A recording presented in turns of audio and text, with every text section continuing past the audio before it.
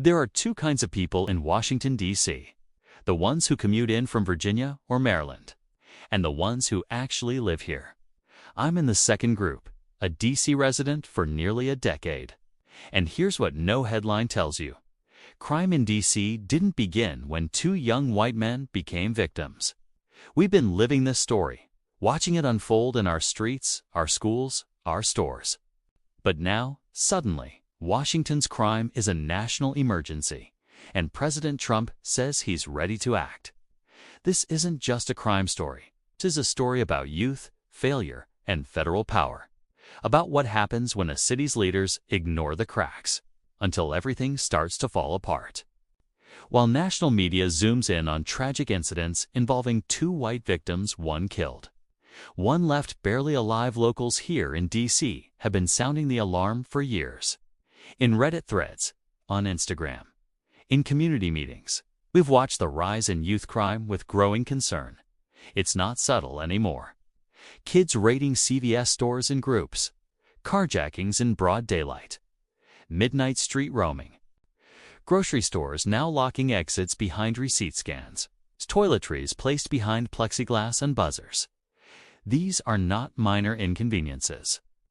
These are signals of breakdown in public trust, in safety, and in leadership. So what's behind the surge in youth crime? One word: truancy. D.C. has some of the highest truancy rates in the nation. And when kids aren't in school, they're not just home watching Netflix. They're forming flash mobs, boosting cars, getting caught up in dangerous behaviors that affect innocent families, neighbors, and local businesses. And let's be clear, this isn't just a D.C. issue. This is what happens when school systems fail, when communities aren't supported, and when we stop showing kids another path forward. Here's where things get uncomfortable, especially for many progressives. We've been taught to talk about crime through the lens of prison reform and racial justice. And yes, that history matters. But crime isn't just about race, it's about proximity. People hurt the people closest to them. So when crimes happen in Southeast D.C., they're not just harming rich neighborhoods or outsiders. They're harming the kids who live there, who go to school there, who are trying to build something better. When we ignore crime in the name of avoiding uncomfortable conversations, we abandon the very communities we claim to defend. And here's where the danger lies.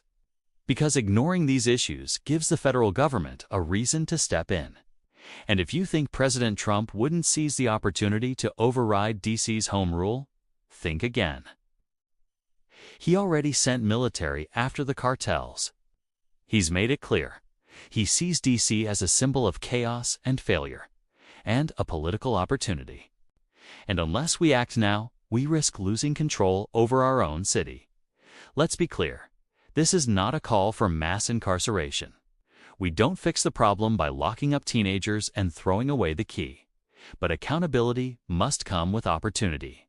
We need stronger truancy interventions, parent accountability programs, after-school mentorship, mental health support, and a city council willing to face the problem head-on. More police may slow the bleeding, but the deeper wound, that starts at home, in classrooms, in families, in broken trust.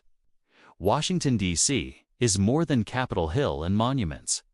It's families, generations of Black Washingtonians, young people searching for direction, and neighbors who deserve to feel safe. Crime isn't new here, but the silence around it, that's what allowed it to grow. Let's not wait for federal overreach to force action. Let's face the truth and start building something better together.